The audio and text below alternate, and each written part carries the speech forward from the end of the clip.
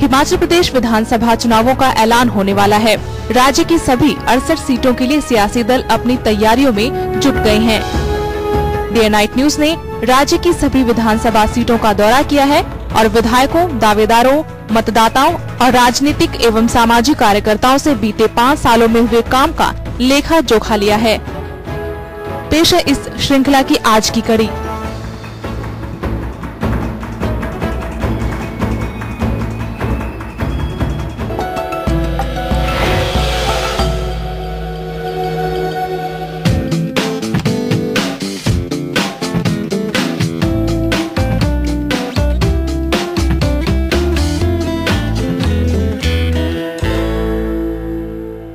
हम हैं हमीरपुर विधानसभा क्षेत्र में, जो कि एजुकेशन का मुख्य केंद्र माना जाता है।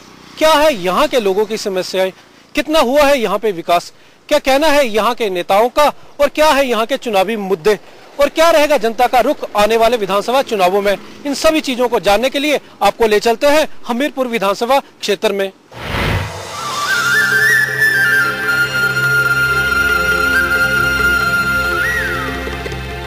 हिमाचल प्रदेश का हमीरपुर शहर चारों ओर से खूबसूरत पहाड़ियों से घिरा, शांत और सुकून देती हरियाली, आसपास घने जंगल और चीड़ के पेड़, साथ में जाती सड़क, ये सब कुछ एक सीनरी की तरह लगता है।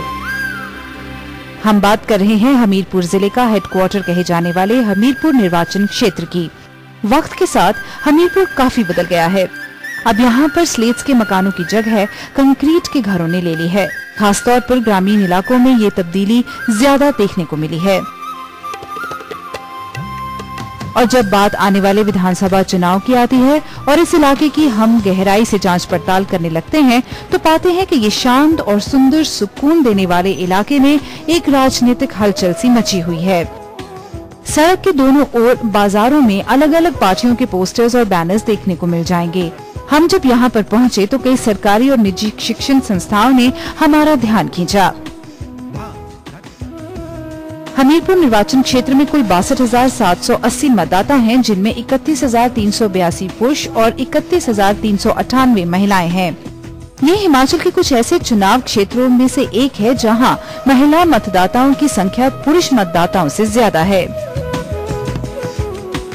2007 में हुए विधानसभा चुनाव में बीजेपी की उर्मिल ठाकुर ने कांग्रेस की अनीता वर्मा को हराया था।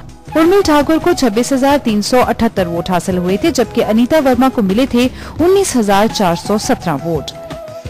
साक्षरता दर के हिसाब से देश में सबसे ज्यादा पढ़े लिखे इलाकों में हमीरपुर का इलाका भी आता है। यहाँ के लोग विकास और क्षेत्र की समस्याओं के बारे में खुलकर बात करते हैं। हमीरपुर में तो कोई कमी नहीं छोड़ी है सीएम ने, क्योंकि इतना बड़ा ग्राउंड का ये काम हुआ है तो एक बड़ी अचीवमेंट है। और वहाँ पुल बन रहा है, नया बस अड्डा बन रहा है हमीरपुर के लिए। तो रही पूरी स्टेट की बात, तभी काफी डेवलपमेंट है। आने बच्चे कोई नौकरियां नहीं है ना, आने बच्चे बेकार फिरा दे।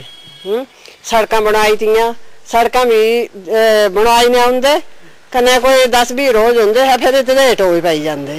फिर पानी नहीं आहंजो के लेता, पानी आहंजो नहीं आवा, आज भी चौथे रोज पानी आंदा आहंजो है। क्या आहंजो क्या सहूलत दी, कोई सहूलत नहीं आहंजो, कोई वोट नहीं पानी घुसी जो भी। काम यहाँ बड़े ऊंचे दर्जे का हुआ है और काफी हमीरपुर में तो ये जाल ही बिछ गया है। और साथ में एक बस अड्डा जो है वो प्रपोज्ड है, मॉडर्न बस स्टैंड जो है। दूसरे क्षेत्र हेल्थ के क्षेत्र में, स्वास्थ्य के क्षेत्र में बड़ी उन्नति हुई है जी। जेडी ना वायदे की तो खास कर ककरगुस्ता होया कोई नहीं है काम 5 सालों विच। एक तो पानी है, पानी की बार-बार दे दे जी, आज दिन पानी की बिल्कुल प्रॉब्लम है इस ग्रां च। हुण भी आज कितने दिन आड़ियां टैंकियां दिखन, लैट्रिन बाथरूम की है, शौचालय बनाने का फायदा क्या है? जो पानी नहीं होगा तो शौचालय गंद ही है। इं बाहर जाते बाहर का गंद तो सता हूँ घर च ही गंद पे है। हैंड पंप लगा इसी सरकार की देन है। यहाँ पर हॉस्पिटल बनाया इसी सरकार ने बनाया। एक कुठेड़ा में हैंड पंप लगा भी अपना स्टोर के पास, वो भी इसी सरकार ने लगाया। हाँ जो पानी आंदा नहीं है जी, इतने साल 4-5 साल हो गया, 5-6 साल जाली यहाँ को 3 नलके आलंग लग गया तो बोल दे हैंड पंप ते पारा तू हैंड पंप लगे तू जो क्या जरूरत है तो हूँ तुम 10 रुपया बिल देंदे, इबे भी 450 रुपया बिल दिते हमें। जिनकी अप्रोच है ठेकेदार है उनके तो रोड नालों में बन गए और हमारा रोड जो है तो हमारा तो जो कमेटी का रोड है वो भी नहीं हो रहा, उसका काम भी नहीं हो रहा है। हमीरपुर में काफी विकास चाहे शिक्षा के क्षेत्र में है चाहे खेल के क्षेत्र में, किसी भी क्षेत्र में अच्छा विकास हुआ है।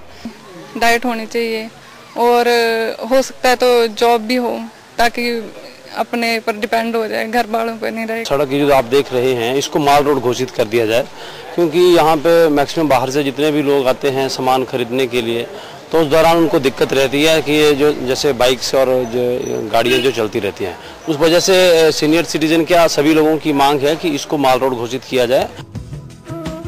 हमीरपुर निर्वाचन क्षेत्र बुनियादी तौर पर बीजेपी का इलाका है और ये 1977 से ऐसा ही चल रहा है। यहाँ हुए 9 चुनाव में से बीजेपी ने 7 बार जीत हासिल की है, जिनमें पूर्व मंत्री स्वर्गीय जगदीप चंद ने 5 बार और उनकी पुत्र वधू उर्मिल ठाकुर ने 2 बार 1998 और 2007 में अपना परचम लहराया, जबकि कांग्रेस की अनीता वर्मा 1994 और 2003 में विजयी हुई थीं। हमीरपुर जिला अब बीजेपी और कांग्रेस दोनों पार्टियों के लिए मुख्य आकर्षण बिंदु बन चुका है, क्योंकि ये कयास लगाए जा रहे हैं कि पिछले चुनाव में बमसन निर्वाचन क्षेत्र से चुनाव लड़कर विजयी हुए वर्तमान मुख्यमंत्री प्रेम कुमार धूमल इस बार या तो हमीरपुर या फिर सुजानपुर से चुनाव लड़ सकते हैं। और चूंकि सीमा निर्धारण के बाद से बमसन निर्वाचन क्षेत्र अब अस्तित्व में नहीं है, ऐसे में इस इलाके को 3 टुकड़ों में बांट दिया गया, जिन्हें हमीरपुर, भोरंज और सुजानपुर के नाम से जाना जाता है। चूंकि भोरंज एक रिजर्व्ड निर्वाचन क्षेत्र है, इसलिए मुख्यमंत्री धूमल या तो हमीरपुर या फिर सुजानपुर से चुनाव मैदान में उतर सकते हैं। अगर मुख्यमंत्री प्रेम कुमार धूमल हमीरपुर निर्वाचन क्षेत्र का चुनाव करते हैं, तो हमीरपुर से विधायक उर्मिल ठाकुर सुजानपुर से मैदान में उतर सकती हैं। बहरहाल उर्मिल ठाकुर हमीरपुर से ही चुनाव लड़ना चाहती हैं। मैं तो यहीं से चुनाव लड़ूंगी और मैं यहीं की विधायक हूँ, और आगे भी जब टिकट की मैं डिमांड करूंगी तो मैं हमीरपुर से ही करूंगी। जहां तक मुख्यमंत्री की बात है, 68 विधानसभा क्षेत्र ही चाहेंगे कि मुख्यमंत्री हमारे विधानसभा क्षेत्र से लड़े। कौन नहीं चाहता है कि मुख्यमंत्री हमारे इलाके से ना लड़े, लेकिन ये तो मुख्यमंत्री की अपनी मर्जी है, वो कहीं से भी चुनाव लड़ सकते हैं, वो तो कहीं से भी जीत सकते हैं। लेकिन उर्मिल ठाकुर तो सिर्फ हमीरपुर विधानसभा क्षेत्र की जो उसका अपना है वहीं से ही लड़ सकती है। बीजेपी विधायक उर्मिल ठाकुर का दावा है कि बीजेपी ने इस जिले के लिए ज्यादा विकास के काम किए हैं, चाहे तो सड़क बनवाने का काम हो या फिर शिक्षा संस्थान, स्वास्थ्य सेवाएं, पानी की दिक्कतों का हल करना और बेरोजगारी को कम करने जैसी उपलब्धियां। यहाँ पर सेविंग रेट सबसे ज्यादा हाई है, डेंसिटी ऑफ रोड सबसे ज्यादा है, लिटरेसी रेट भी सबसे ज्यादा हाई। यही वजह है कि हमारा जो विधानसभा क्षेत्र है इसमें बहुत ज़्यादा जागरूक लोग हैं जो प्रदेश की दिशा और दशा तय करते हैं। अभी हमारा ये स्टेरिलाइजेशन का मंकीज का यहाँ ये खुला है, चीफ ऑफिस PWD IPH यहाँ खुले हैं, REC हमीरपुर को NIT का दर्जा हमारी सरकार ने दिया है। यहाँ 10 कॉलेजों हमीरपुर सराउंडिंग में ही है। होटल मैनेजमेंट इंस्टीट्यूट हमारी सरकार ने खोल रखा है। टेक्निकल यूनिवर्सिटी यही मेरे विधानसभा क्षेत्र में आई है। हमीरपुर से सांसद और मुख्यमंत्री प्रेम कुमार धूमल के बेटे अनुराग ठाकुर का कहना है कि विकास उनका एकमात्र एजेंडा है और ये पार्टी हाईकमान फैसला करेगी कि मुख्यमंत्री किस इलाके से चुनाव लड़ेंगे। कि पार्टी हाईकमान को तय करना है कि किस विधानसभा क्षेत्र से मुख्यमंत्री जी चुनाव लड़ेंगे। लोकप्रिय सरकार दी है, आम आदमी को महंगाई से राहत दी है, बेरोजगारी से राहत दी है और भ्रष्टाचार के खिलाफ एक कड़ा कानून बनाया है जो कांग्रेस के राज्य नहीं बना पाए, भाजपा के राज्यों ने बनाया है। और मुख्यमंत्री जी कहीं से भी लड़े, लोकप्रिय नेता है और वहां का कार्यकर्ता उनको जीत आश्वस्त करेगा। विकास एक ऐसा मुद्दा है जिसको इस बार सभी बीजेपी नेता खास तौर पर तवज्जो दे रहे हैं। 108 जब से चली है, जहां तक इसका उद्घाटन 25 दिसंबर 2010 को हुआ था, 31 मार्च 2012 तक लगभग 1 लाख रोगियों से भी ज्यादा निशुल्क इस वाहन के द्वारा हॉस्पिटलों तक पहुंचाए गए हैं और उनकी जान बचाई गई है। वहीं कांग्रेसी नेता भी अपनी उपस्थिति दर्ज कराने के लिए एड़ी चोटी का जोर लगा रहे हैं, जैसे कि नरेंद्र ठाकुर जो कि हमीरपुर से अनुराग ठाकुर के खिलाफ चुनाव मैदान में एक बार उतर चुके हैं। उस समय नरेंद्र ठाकुर को हार का मुंह देखना पड़ा था और अब वे हमीरपुर निर्वाचन क्षेत्र से चुनाव लड़ने को बेताब हैं। नरेंद्र का दावा है कि इलाके के प्रति बरती गई लापरवाही की वजह से अब बीजेपी सरकार के खिलाफ हवा साफ दिखने लगी है।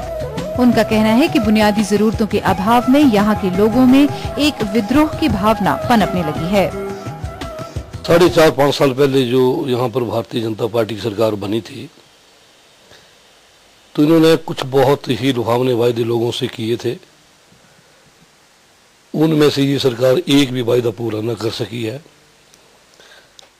लेकिन खासकर जो आने वाले चुनावों में जो हमारा ये इनके ऊपर जो अटैक रहेगा कि इतना भ्रष्टाचार जिस सरकार में हुआ, पहले हिमाचल प्रदेश में कभी ऐसा नहीं हुआ। एक बंदरों का घर बना के रख दिया हुआ है। पूरी स्टेट के बंदर लाके हमीरपुर में छोड़ दिए हैं और यहाँ कोई जगह, कोई टाउन, कोई घर नहीं बचा है जहाँ बंदरों का आतंक नहीं है। पानी की हर गांव में प्रॉब्लम आई और अभी भी पिछले कई दिनों से 3-3, 4-4 दिनों से लोगों को पानी प्रॉपर ढंग से नहीं मिल रहा। ऐसे ही पूर्व राज्य उद्योग मंत्री रंजीत सिंह वर्मा ने भी बीजेपी सरकार को एक खोखली सरकार करार दिया है। रंजीत सिंह वर्मा राहुल गांधी के करीबी माने जाते हैं और हमीरपुर निर्वाचन क्षेत्र की टिकट पर उनकी नजरें फिलहाल टिकी हुई हैं। उनका कहना है कि इलाके में ज्यादातर विकास केंद्र सरकार द्वारा चलाई गई योजनाओं के चलते हुआ है। इन्होंने केंद्र सरकार की योजनाओं के नाम बदल दिए हैं। किसी का अटल नाम रख दिया, किसी का वो दीनदयाल उपाध्याय रख दिया, दूसरा तीसरा, और हम इस करके सारी हिमाचल की जनता को गुमराह कर रहे हैं और अपना कोई काम जो इन्होंने वायदे किए थे लोगों को रोजगार देने के लिए, उसके अंदर कुछ भी नहीं हुआ। कितने लोगों को रोजगार दे सके? सबसे बड़ी दुर्भाग्य की बात है, आप जैसे नौजवान लोगों को एक कॉन्ट्रैक्ट बेस पर रख रहे हैं जिनकी कोई सेफ्टी नहीं, चाहे टीचर हैं, डॉक्टर हैं और क्लर्क हैं, सब कॉन्ट्रैक्ट बेस पर हैं। ये NIT आप देख रहे हैं, ये मेरे टाइम के अंदर इंजीनियरिंग कॉलेज मैंने इसको बनाया, उसके बाद REC बना, सारा कुछ कांग्रेस की देन है। इनके टाइम में NIT इसलिए घोषित हुआ कि इसके अंदर बड़ी सारी सुविधाएं थी। हमीरपुर, कांगड़ा और मंडी निर्वाचन क्षेत्र के पर्यवेक्षक और जम्मू कश्मीर के पूर्व कैबिनेट मंत्री जुगल किशोर का कहना है कि कांग्रेस ने पंजाब में हुए चुनाव से एक कड़ा सबक लिया है और पार्टी दोबारा कोई भी गलती दोहराना नहीं चाहेगी। जुगल किशोर का दावा है कि प्रदेश में वर्तमान भाजपा सरकार के खिलाफ विरोध साफ दिखाई दे रहा है और इस बार प्रदेश में कांग्रेस पार्टी की ही जीत होगी। पंजाब की ही नुकसान को देखते हुए जो हमें महसूस हुआ कि कुछ नुकसान हुआ पार्टी को, आज उसी को मद्देनजर रखते हुए 3 महीने पहले जो हमें यहाँ पर ड्यूटी लगाई कि आप चलिए वहाँ पर निकलिए और पार्टी को, संगठन को मजबूत करना है, और ऐसी शिकायत अब रहेगी नहीं। हिमाचल में वो नहीं है और जो पार्टी ने भी किया है, तो मैं समझता हूँ कि हमारे जो स्टेट के जितने भी लीडर्स हैं उन्होंने भी ये एडवांस में जो परिवर्तन रैली की और जो अपनी जो यूनिटी दिखाई वो एडवांस में दिखा दी। उन्होंने कहा कि यहाँ कोई हमारी शिकायत नहीं रहेगी, कोई गुटबंदी, कोई ऐसा नहीं है। इस इलाके में बीजेपी बनाम कांग्रेस के बीच भिड़ंत है। बीजेपी विकास के मुद्दे पर आश्वस्त है, जबकि कांग्रेस बीजेपी के कथित नाकामी पर। वहीं स्थानीय लोगों के लिए राष्ट्रवादी मुद्दों से ज्यादा उनके इलाके की समस्याएं ज्यादा अहमियत रखती हैं और यही बात इस इलाके के लोगों के लिए भी लागू होती है।